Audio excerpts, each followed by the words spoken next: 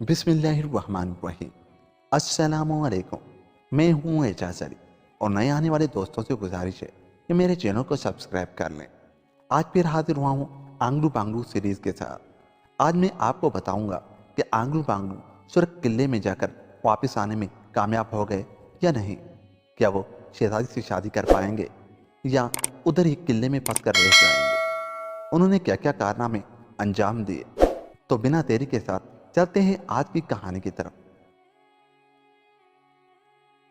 मुल्क यूनान का शहजादा यूसुफ, जिसको सब लोग शहजादा सयाह कहते थे, क्योंकि शहजादा यूसुफ हमेशा अपने दोस्त वजीरजादा आकिल को हमरा लिए मुख्तलिफ मुल्कों की सैर के लिए घूमता रहता था। आंगलू और बांगलू दोनों हाथों में हाथ डाले पकड़ से अकड़ते हुए सुरख किले की तरफ बढ़ते चले जा रहे थे। उनके पीछे बादशाह, शहजादी और दीगर बेशुमार जो और परियां जलूस की सूरत में चली आ रही थी।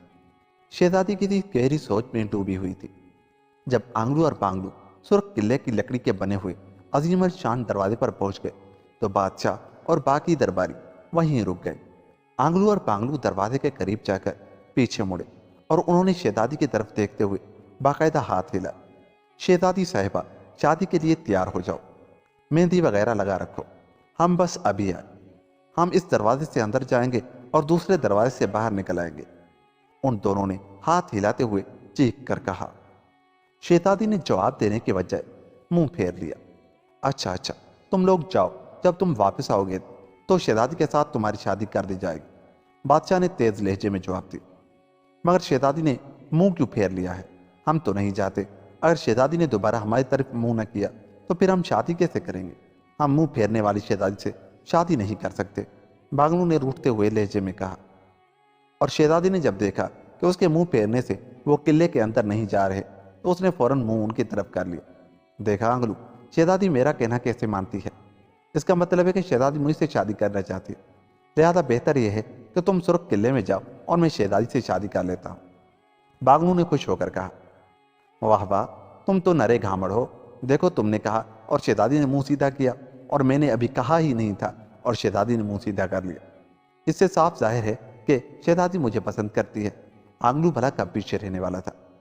जब तक तुम सुरख किले में जाकर वापस नहीं आओगे तुम्हारी शादी शहजादी से नहीं हो सकती। बादशाह ने जब देखा कि वो किले में जाने के बजाय आपस में लड़ रहे हैं तो उसने उन्हें मुखातिब होकर चीख कर कहा। लहजा बेहद तिरछ था। अच्छा अच्छा, जाते हैं। आंगलू बांगलू ने जब बादशाह को गुस्से में देखा तो फौरन ही किले में जाने के लिए तैयार हो गए, क्योंकि वो डर गए थे कि कहीं बादशाह नाराज होकर सिरे से शादी से ही ना इनकार कर दे।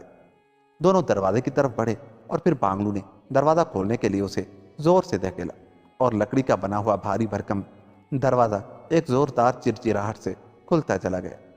दरवाजे के अंदर वसी सहन नजर आ रहा था। पहले बांगलू अंदर घुसा और उसके बाद आंगलू भी अंदर दाखिल हो गया। वो अंदर दाखिल होकर हैरत से इधर उधर देखने लगे। वो दूसरा दरवाजा तलाश कर रहे थे ताकि उससे बाहर जाकर शर्त पूरी करके शहजादी से शादी कर ले, मगर उन्हें कहीं भी कोई दरवाजा नजर नहीं आ रहा था। यहाँ तो दूसरा दरवाजा है ही नहीं। कहीं मेरी नज़र तो कमज़ोर नहीं हो गई। आंगलू ने अपनी बड़ी बड़ी आंखों को दोनों हाथों से मलते हुए कहा। दूसरा नजर नहीं आ रहा तो तीसरा ढूंढ लो, बांगलू ने उसे परेशान देखकर तजवीज़ पेश की। क्यों ना हम पहले ही दरवाजे से बाहर चले जाए, ख्वामखा दूसरा और फिर तीसरा दरवाजा ढूंढना पड़ेगा, आंगलू ने कहा। आंगलू ने शायद जिंदगी में पहली बार अक्लमंदी की बात की थी और उसकी बात इतनी माकूल थी कि बांगलू की समझ में भी आ गई। चुनाचे वो दोनों उसी वक्त मुड़ गए ताकि पहले दरवाजे से बाहर निकल सके, पर दूसरे लम्हे वो एक दूसरे को हैरत से देखने लगे, क्योंकि उनके पीछे ऊंची दीवार थी। दरवाजा कहीं नजर नहीं आ रहा था। अरे अरे अरे, दरवाजा कहाँ गया? बांगलू ने ताजुब भरे लहजे में कहा। और फिर उससे पहले कि आंगलू कोई जवाब देता, अचानक उन्हें दूर से एक भयानक कहके की आवाज सुनाई दी। कहका इतना भयानक था कि दोनों बुरी तरह उछल पड़े। उनके दिल की धड़कन तेज होने लगी और फिर तो उनके जिस्म जर्द पत्तों की तरह लिरजने लगे जब सामने उन्होंने सुर्ख रंग की रोशनी को अपनी तरफ बढ़ते हुए देखा। अरे ये तो मुझे शोला लग रहा है, और शोला जल भी रहा है, आंगलू ने खौफ से लिरजते हुए कहा। मेरे ख्याल में ये किला आग का बना हुआ है, इसलिए यहाँ शोले चल फिर रहे हैं, बांगलू ने जवाब दिया। और फिर वो शोला उनके करीब आकर रुक गया। दूसरे लम्हे उस शोले से एक बार फिर भयानक कहके की आवाज़ सुनाई दी। भाई शोले, हमारा कोई कसूर नहीं है, ہم تو شہزادی سے شادی کرنے آئے تھے، دونوں نے ہاتھ باندھتے ہوئے بڑے عاجزانہ لہجے میں کہا۔ ان کے جسم خوف سے لرز رہے تھے۔ شادی؟ شہزادی سے شادی؟ بہت اچھے، خوش آمدید، آخر ہماری شہزادی سے شادی کرنے تم لوگ آ ہی گئے۔ شعلے میں سے آواز آئی، اور دوسرے لمحے شعلے میں سے ایک انتہائی بدصورت اور کالی بھجنگ عورت باہر نکل آئی۔ اس کے لمبے لمبے دانت منہ سے باہر نکلے ہوئے تھے، ماتھے کے درمیان ایک بڑی سی سرخ رنگ کی آنکھ تھی، دونوں کان ہاتھی کے کانوں جتنے بڑے تھے، ناک کی بجائے ایک گڑھا سا تھا، اور اس کے 4 ہاتھ اور 6 ٹانگیں تھیں۔ سر پر موجود لمبے لمبے بالوں سے زرد رنگ کے کیڑے لٹک رہے تھے۔ اس کی شکل اتنی بھیانک تھی کہ اسے دیکھتے ہی وہ دونوں چیخے مار کر بے ہوش ہو گئے۔ وہ تصور بھی نہیں کر سکتے تھے کہ کوئی عورت اتنی بھیانک اور بدصورت بھی ہو سکتی ہے۔ یہ ایک بہت بڑا کمرہ تھا جس کی چھت سے بے شمار انسانی کھوپڑیاں لٹکی ہوئی تھی۔ کمرے کی دیواریں ہڈیوں سے بنائی گئی تھیں، اور جگہ جگہ دیواروں کے ساتھ عجیب و غریب اور ہیبت ناک جانوروں کی کھالیں لٹکی ہوئی تھی۔ کمرے کے درمیان میں ہڈیوں اور کھوپڑیوں کا بنا ہوا بڑا سا تخت بچھا ہوا تھا، جس پر ایک نوجوان عورت بیٹھی ہوئی تھی، مگر یہ عورت بھی پہلی عورت کی طرح بدصورت اور ہیبت ناک تھی۔ اس نے اپنے سر پر سونے کا تاج پہنا ہوا تھا، اور اس کمرے میں دیواروں کے ساتھ ساتھ شعلے والی عورت کی طرح بے شمار عورتیں چاروں ہاتھ سینے پر باندھے 6 ٹانگوں پر مؤدب کھڑی تھی۔ تخت کے سامنے فرش پر آنگلو اور بانگلو بے ہوش پڑے ہوئے تھے، اور تخت کی بائیں طرف شعلے والی عورت ہاتھ باندھے کھڑی تھی۔ چٹ پٹنی، یہ آدم ذات مجھ سے شادی کرنے آئے ہیں۔ تخت پر بیٹھی ہوئی عورت نے، جو یقیناً ان بدروحوں کی شہزادی تھی، نے مسرت بھرے لہجے میں پوچھا۔ ہاں شہزادی صاحبہ، یہ آدم ذات آپ سے شادی کرنے آئے ہیں۔ شعلے والی عورت چٹ پٹنی نے موت بانا لہجے میں جواب دیا۔ واہ واہ، شکر ہے کوئی ہم سے شادی کرنے پر خود بخود تیار ہوا، شہزادی نے خوشی سے بادشاہ پھاڑتے ہوئے کہا، اور پھر اس نے اپنی کنیزوں کو حکم دیتے ہوئے کہا، انہیں ہوش میں لے آؤ، ہم ان سے خود بات کریں گے۔ شہزادی نے مسرت بھرے لہجے میں کہا۔ اس کا حکم ملتے ہی 2 عورتیں آگے بڑھیں، اور پھر انہوں نے آنگلوں اور بانگلوں پر کچھ پڑھ کر پھونک ماری، اور ان کے پھونک مارتے ہی وہ دونوں فوراً ہوش میں آ گئے، اور انہوں نے آنکھیں کھول دی۔ پہلے چند لمحے تو وہ آنکھیں کھول کر ادھر ادھر دیکھتے رہے، جیسے انہیں سمجھ نہ آ رہی ہو کہ وہ کہاں پہنچ گئے ہیں، مگر جیسے ہی انہیں احساس ہوا کہ وہ بدروحوں کے چنگل میں پھنس گئے ہیں، ان دونوں کے منہ سے بے اختیار چیخیں نکل گئی، اور انہوں نے دونوں ہاتھوں سے اپنے منہ چھپا لیے۔ ہم سے شرماؤ مت آدم ذات، اٹھو اور ہمارے سامنے تخت پر بیٹھ جاؤ، ہم تمہارے ساتھ شادی کرنے پر تیار ہیں، شہزادی نے ان سے مخاطب ہو کر کہا۔ اس نے سمجھا کہ شاید یہ آدم ذات شرم کی وجہ سے منہ چھپا رہے ہیں۔ کون کم وقت تم سے شادی کرنے پر تیار ہے؟ ہم تو شہزادی سے شادی کرنے آئے تھے، بانگلو نے ہمت کر کے آنکھیں کھولتے ہوئے کہا۔ ہاں ہاں، ہم یہاں کی شہزادی ہیں، اٹھو اٹھو شاباش، شہزادی نے ہنستے ہوئے کہا۔ تم شہزادی ہو؟ شہزادی کا نام سن کر وہ دونوں یوں اٹھ بیٹھے جیسے ان کے جسم میں ہڈیوں کی جگہ سپرنگ لگ گئے ہوں۔ انہوں نے سمجھا کہ شاید وہ پرستان کی شہزادی کے سامنے پہنچ گئے۔ ہاں، میرا نام شہزادی چٹ پٹنی ہے، شہزادی نے مسکراتے ہوئے کہا۔ نہیں نہیں، ہم تم سے شادی نہیں کریں گے، تم تو بہت بدصورت ہو، ہم تو پرستان کی شہزادی سے شادی کریں گے، دونوں نے جواب دیا۔ ظاہر ہے انہوں نے اب تک بہت خوبصورت شہزادیاں دیکھی تھی، ملک شام کی شہزادی، سمندر کی شہزادی اور پرستان کی شہزادی، اس لیے اب اس بدصورت اور ہیبت ناک شہزادی سے کیسے شادی پر تیار ہو جاتے؟ کیا کہہ رہے ہو؟ تم پرستان کی شہزادی کو ہم سے زیادہ خوبصورت کہہ رہے ہو؟ وہ بھلا ہمارا کیا مقابلہ کر سکتی ہے؟ ہمارے حسن کی دھوم تو دنیا میں مچی ہے۔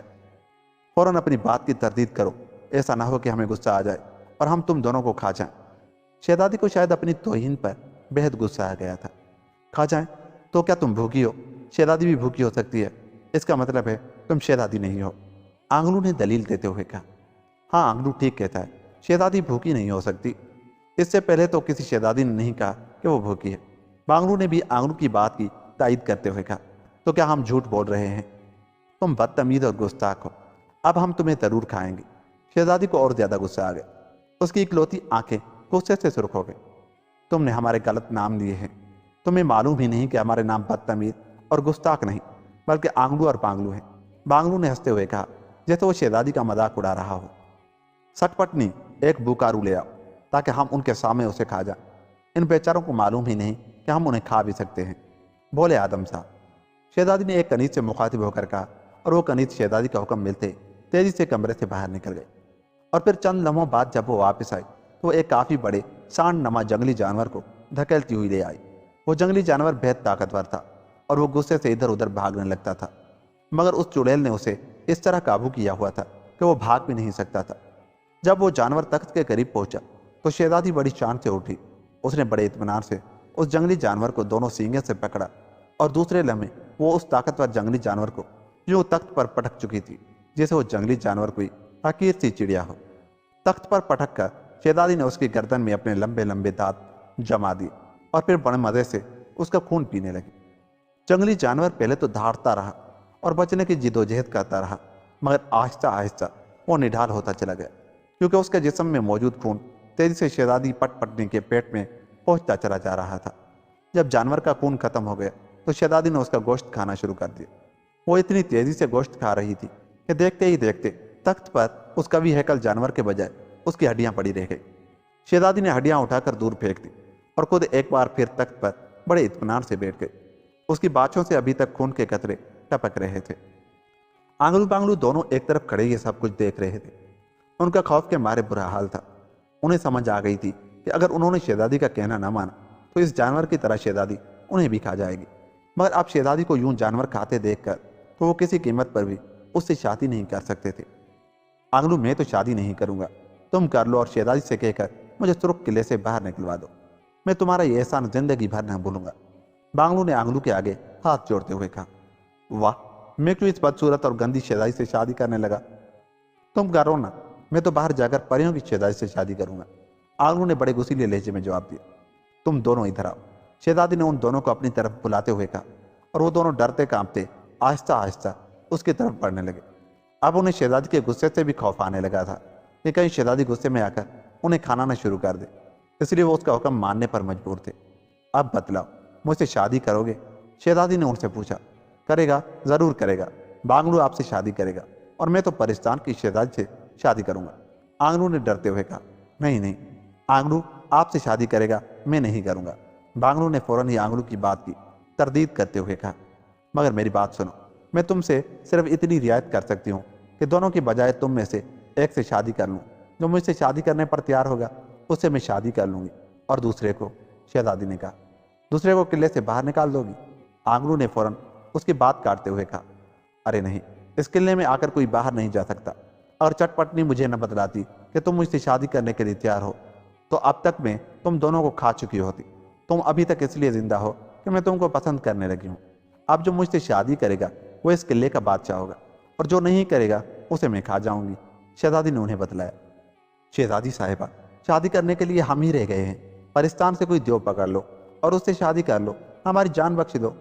آنگلو نے شہزادی کے سامنے ہاتھ جوڑتے ہوئے کہا، سنو، تمہیں شاید معلوم نہیں ہے کہ میں ہر سال شادی کرتی ہوں اور پھر سال کے بعد اپنے شوہر کو کھا جاتی ہوں۔ مجھے اپنے پچھلے شوہر کو کھائے کافی عرصہ ہو چکا ہے، اس لیے اب میں کسی نہ کسی سے شادی کرنے پر مجبور ہوں۔ اگر میں نے 1 ماہ کے اندر اندر شادی نہ کی تو میں مر جاؤں گی، اور شادی کے لیے شرط یہ ہے کہ میں صرف اس سے شادی کر سکتی ہوں جو خود بخود ہمارے قلعے میں آئے۔ اب چونکہ تم خود آ گئے ہو اس لیے میں ضرور تم میں سے ایک سے شادی کر لوں گی۔ ہاں، اگر تم دونوں مجھ سے شادی کر لو تب اور بھی زیادہ اچھا رہے، پھر مجھے 1 سال اور شادی نہ کرنی پڑے گی۔ شہزادی نے انہیں تمام تفصیل بتلاتے ہوئے کہا۔ اس کی باتیں سن کر ان دونوں کے ہوش گم ہو گئے، کیونکہ اگر وہ شہزادی سے شادی نہ کریں تب بھی مرتے ہیں، اور اگر کریں تب بھی شہزادی انہیں کھا جائے گی۔ اب تک تو وہ بیچارے شادی کرنے کے چکر میں جگہ جگہ پھر رہے تھے، مگر کوئی بھی شہزادی ان سے شادی پر تیار نہیں ہوتی تھی، اور اب جب کہ بدروحوں کی شہزادی ان سے شادی پر تیار ہوئی تو وہ خود اپنی جان بچانے کی سوچ رہے تھے۔ بولو، جواب دو، تم میں سے کون مجھ سے شادی کرنے پر تیار ہے؟ مجھے بھوک لگی ہوئی ہے، میں فوراً دوسرے کو کھانا چاہتی ہوں، شہزادی نے غصیلے لہجے میں ان سے پوچھا۔ یہ بات سن کر وہ دونوں ایک دوسرے کی شکل دیکھنے لگے۔ اب نہ ہی وہ اقرار کر سکتے تھے اور نہ انکار۔ شہزادی صاحبہ، ہمیں سوچنے کی مہلت دو، آخر آنگلو نے ہاتھ جوڑتے ہوئے کہا۔ نہیں نہیں، ہم تمہیں سوچنے کی مہلت نہیں دے سکتے، ہمیں ابھی بتلاؤ، شہزادی نے غصے سے بھرپور لہجے میں کہا۔ اب وہ دونوں ہی بگلیں جھانکنے لگے۔ ان کی سمجھ میں نہیں آ رہا تھا کہ وہ کیا کرے اور کیا نہ کرے۔ آخر آنگلو نے سوچا کہ اگر فوراً ہی انکار کر دے گا تو شہزادی اسے ابھی ابھی کھا جائے گی، اس لیے کیوں نہ وہ اقرار کرے، اس طرح 1 سال کی مہلت تو مل جائے گی۔ چنانچہ اس نے دل پر جبر کرتے ہوئے کہا، شہزادی صاحبہ، میں آپ سے شادی کرنے کے لیے تیار ہوں۔ آنگلو نے بلند آواز میں کہا، ٹھیک ہے ٹھیک ہے، میں بھی یہی چاہتی تھی، مجھے بہت بھوک لگی ہوئی ہے، اور اس دوسرے موٹے آدم ذات کے جسم پر بہت گوشت ہے، بڑی اچھی دعوت ہوگی۔ شہزادی نے خوش ہوتے ہوئے کہا۔ اب تو بانگلو بیچارے کے ہوش اڑ گئے۔ शहजादी साहिबा, मैं भी आपसे शादी करने पर तैयार हूँ। बांगलू ने अपनी जान बचाने के लिए कहा। हा हा हा, आखिर तुम दोनों मुझसे शादी पर तैयार हो ही गए। शहजादी खुशी से उछल पड़ी और कमरे में मौजूद बाकी औरतें खुशी से कह के लगाने लगी, सटपटनी, इन दोनों को तहखाने में ले जाओ ताकि ये हमारे साथ शादी की तैयारी कर सके। शहजादी ने एक कनीज से मुखातिब होकर कहा, शहजादी हुजूर, ये आदमजाद यहाँ नौवारिद हैं। बेहतर यह है कि उन्हें तफसील से बतला दिया जाए कि आपसे शादी करने के लिए उन्हें क्या कुछ करना पड़ेगा ताकि ये दोनों अच्छी तरह सोच समझ कर कदम बढ़ा सके। उस कनीज ने मौजबाना लहजे में शहजादी से कहा, शादी के लिए क्या करना पड़ता है? बस शादी कर ली जाती है, ढोल बजते हैं, अच्छे कपड़े पहने जाते हैं और बस। आंगलू बांगलू ने कनीज से मुखातिब होकर कहा, नहीं आंगलू बांगलू, सुनो, हमारी शहजादी से शादी करने की खास शराइत हैं। जब तक तुम दोनों वो शराइत पूरी नहीं करोगे तुम शहजादी से शादी नहीं कर सकोगे, बल्कि हलाक भी हो जाओगे। कनीज ने उन्हें समझाते हुए कहा, वो क्या शराइत है? आंगलू बांगलू ने फौरन पूछा। कनीज ने शहजादी की तरफ इजाज़त तलब नज़रों से देखा और शहजादी ने सर हिलाकर उसे शराइत बतलाने की इजाज़त दे दी। आंगलू बांगलू, शहजादी से शादी करने की 2 शराइत हैं। पहली शर्त तो यह है कि तुम्हें एक बोकारू हलाक करके पूरे किले की दावत करनी पड़ेगी। बोकारू वही जानवर है जिसे अभी अभी तुम्हारे सामने शहजादी ने खाया है। बोकारू बेहद खतरनाक और ताकतवर जानवर है और तुम उसे हलाक न कर सके तो वो तुम्हें हलाक कर देगा। और दूसरी शर्त यह है कि तुम्हें शहजादी के साबिक शोहर की रूह से जंग लड़नी पड़ेगी। यह एक खौफनाक देव की रूह है और किले के एक कैद खाने में बंद है, और तुमने उस रूह को ख़त्म कर दिया तो ठीक, वरना यह रूह तुम दोनों को खा जाएगी, क्योंकि वो 6 माह से भूखी है और अगर वो तुम्हें खा ले तो फिर से जिंदा हो जाएगी और फिर उसकी शादी शहजादी से हो जाएगी। कनीज ने उन्हें तफसील से बतलाते हुए कहा, बाप रे बाप, ये तो बड़ी कड़ी शर्तें हैं। हम तो नहीं करते शादी ना बाबा, बाज आए ऐसी शादी से। अब भला हम बदरूहों से कहाँ लड़ते फिरेंगे। वो दोनों शर्तें सुनते ही शादी से मुकर गए।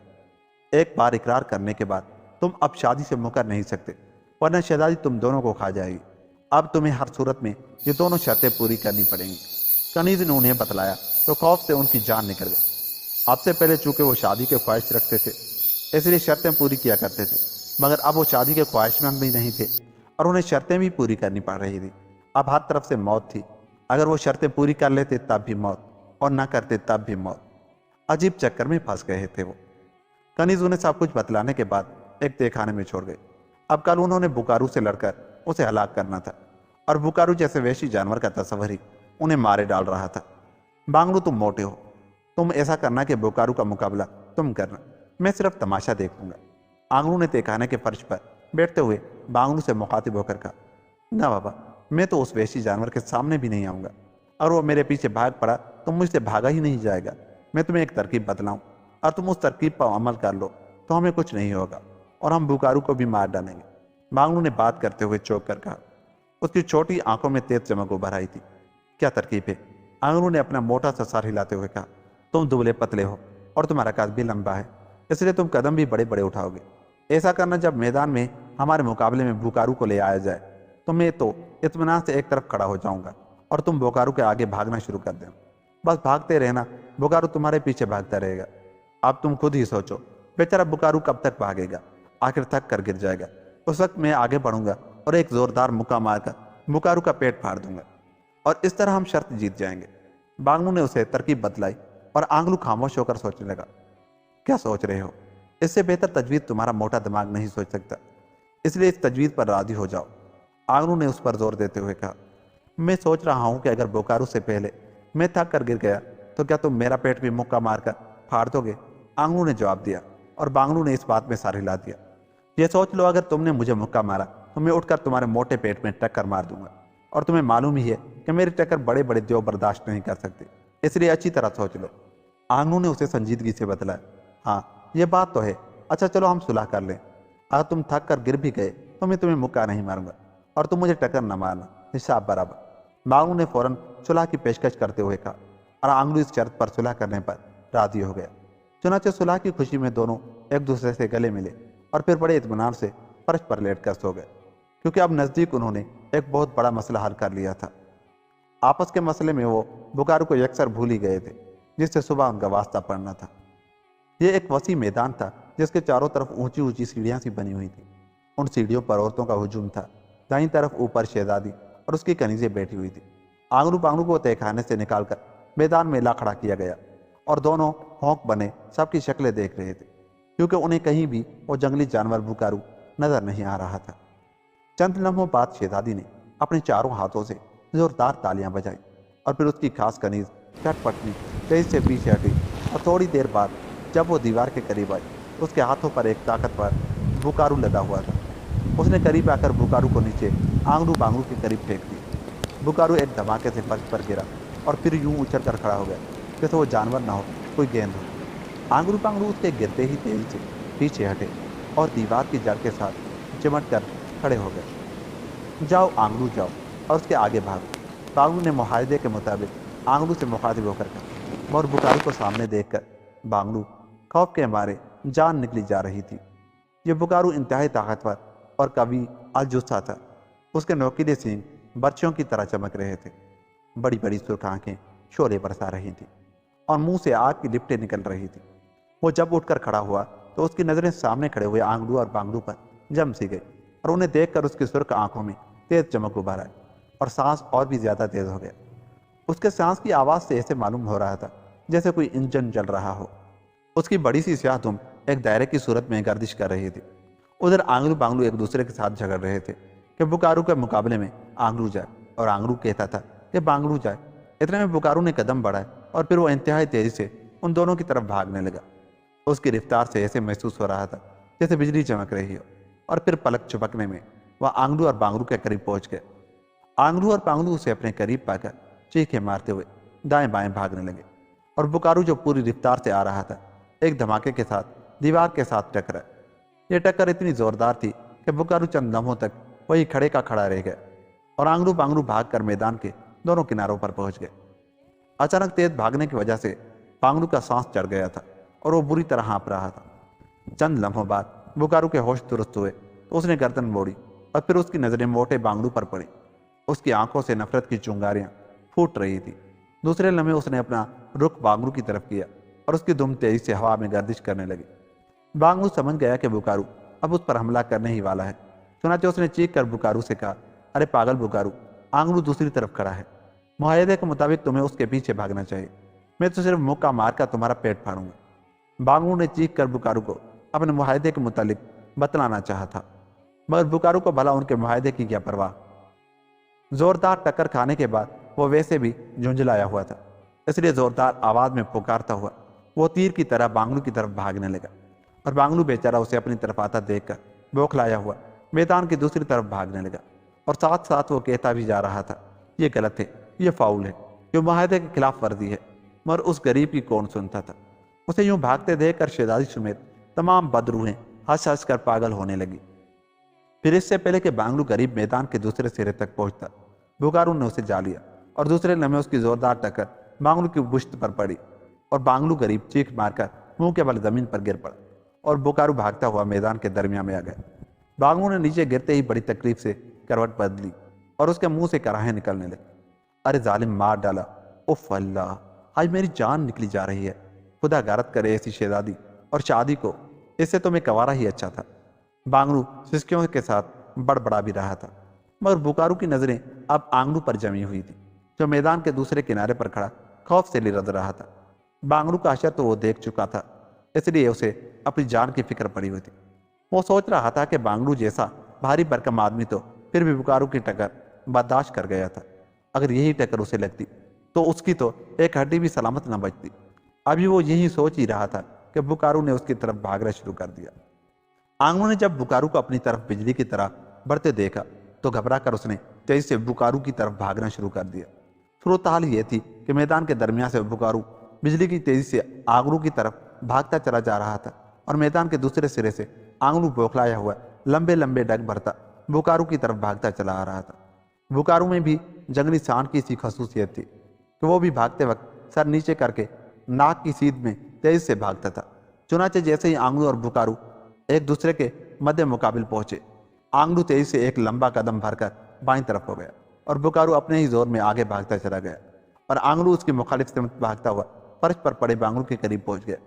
آنگڑو تو بانگڑو کے قریب پہنچ کر رک گیا تھا، البتہ بکارو پورے زور سے بھاگتا ہوا ایک دھماکے سے دیوار کے ساتھ ٹکرایا۔ اس بار شاید ٹکر پہلے سے زیادہ زوردار تھی، کیونکہ دیوار سے ٹکرا کر बुकारू नीचे गिर पड़ा था। बांगड़ू भी उस दौरान उठकर खड़े होने में कामयाब हो चुका था। उसने जब बुकारू को जमीन पर गिरते देखा तो उसको फौरन अपने मुआहदे का ख्याल आ गया कि उसने जमीन पर गिरे हुए बुकारू को जोरदार मुक्का मारना है। चुनाचे वो भी गिरता पड़ता बुकारू की तरफ भागने लगा। अलबत्ता आंगड़ू वहीं रुक गया था। अभी बांगड़ू बुकारू के करीब पहुंचा भी नहीं था कि बुकारू उठकर खड़ा हो गया। इस बार उसकी आंखों में गुस्सा और झुंझलाहट साफ तौर पर नुमाया थी। आंगड़ू और बांगड़ू ने उसे नचा कर रख दिया था और 2 टक्करें खाकर अब वो संभल चुका था। चुनाचे बांगड़ू को अपनी तरफ बढ़ता देखकर भी वो अपनी जगह पर खड़ा रहा। उसे खड़ा देखकर बांगड़ू दरमियान में खड़ा हो गया और एक हाथ कमर पर रखते हुए बड़े गुस्सीले लहजे में दूसरा हाथ उसकी तरफ लहराते हुए कहने लगा, अरे मेरे पहुंचने से पहले क्यों खड़े हो गए हो? मुझे मुक्का तो मारने देना था। अब आंगड़ू क्या कहेगा कि मैं मुक्का भी न मार सका। अभी उसका फिक्रा मुकम्मल ही ना हुआ था कि बुकारू बिजली की सी तेजी से उसकी तरफ भाग पड़ा। इस बार उसका इरादा इंतहाई खतरनाक था। उसके दोनों बर्छियों जैसे सींगों का रुख बांगड़ू की मोटी तोंद की तरफ था। शाबाश बेटे शाबाश, मुक्का खाने आ रहे हो। बांगड़ू ने यह समझ करके बुकारू उसकी बात मानकर उसका मुक्का खाने आ रहा है। चुनाचे उसने अपनी मुट्ठी बंद कर ली और बुकारू को मुक्का मारने के लिए तैयार हो गया। मगर बुकारू के करीब पहुंचने पर बांगड़ू ने सोचा कि उसके सामने सर पर आकर मुक्का मारा तो कहीं सींग पर न लगे, और फिर मुआहदे में ये शामिल था कि बांगड़ू उसके पेट पर मुक्का मारेगा। चुनाचे जैसे ही बुकारू करीब पहुंचा, बांगड़ू उछल कर एक तरफ हुआ तो बुकारू भी उसकी तरफ मोड़ने लगा। मगर बांगड़ू का सतून नमा हाथ हरकत में आया और फिर एक जोरदार धमाके से उसने पूरी कुव्वत से अपना गजनमा मुक्का पूरी रफ्तार से भागते हुए बुकारू के पेट में जड़ दिया। अब जाहिर है कि मुक्का भी बांगड़ू का हो और पूरी कुव्वत से मारा गया हो, और उधर बुकारू भी पूरी रफ्तार में था। इसलिए मुक्का पड़ते ही बुकारू उछलकर चंद फुट दूर फर्श पर जा गिरा। हा, देखा मेरी ताकत। आंगड़ू देखो, मैंने एक ही मुक्के में बुकारू को गिरा दिया है। बांगड़ू खुशी से उछलने लगा। उधर आंगड़ू जो करीब ही खड़ा था, उसे बांगड़ू की यह लड़ाई बेहद बुरी लगी। चुनाचे वो भी जोश के आलम में बुकारू की तरफ भाग पड़ा। उधर बुकारू खड़ा हुआ ही था कि आंगड़ू उसके सर पर पहुंच गया और फिर आंगड़ू ने अपने तरबूज जैसे सर की भरपूर टक्कर खड़े होते हुए बुकारू के पेट पर जमा दी और बुकारू एक बार फिर नीचे गिर पड़ा। हा, देखा बांगड़ू मेरी ताकत। एक ही टक्कर में बुकारू को गिरा दिया। मैं तुमसे ज्यादा ताकतवर हूँ। आंगड़ू ने मगरूराना लहजे में बांगड़ू से मुखातिब होकर कहा। वाह, ये कैसे हो सकता है? मैं तुमसे ज्यादा ताकतवर हूँ। बांगड़ू को भी गुस्सा आ गया। चुनाचे वो भी दूसरी बार मुक्का लहराता हुआ बुकारू की तरफ भाग पड़ा और फिर उसने भी उठते हुए बुकारू को मुक्का मारकर एक बार फिर नीचे गिरा दिया। उसके हटते ही जिद में आंगड़ू आगे बढ़ा और उसने भी बुकारू के पेट में टक्कर जमा दी। फिर तो यह हालत हो गई कि एक दूसरे की जिद में बारी बारी बुकारू को मुक्के और टक्करें खानी पड़ गई।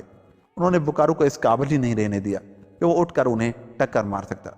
मुसलसिल मुक्के और टक्करें खाकर अब बुकारू में इतनी हिम्मत ही न रही कि वो उठ सके। तुम अभी तक उसका पेट ही नहीं फाड़ सके, कहते थे एक ही मुक्के में पेट फाड़ दूंगा। आंगड़ू ने बांगड़ू को चिढ़ाते हुए कहा। यह बात है, अभी लो, बांगड़ू ने जोशीले लहजे में कहा और फिर आगे बढ़कर जमीन पर पड़े बुकारू के पेट में पूरी कुव्वत से ताबड़तोड़ मुक्के बरसाने शुरू कर दी।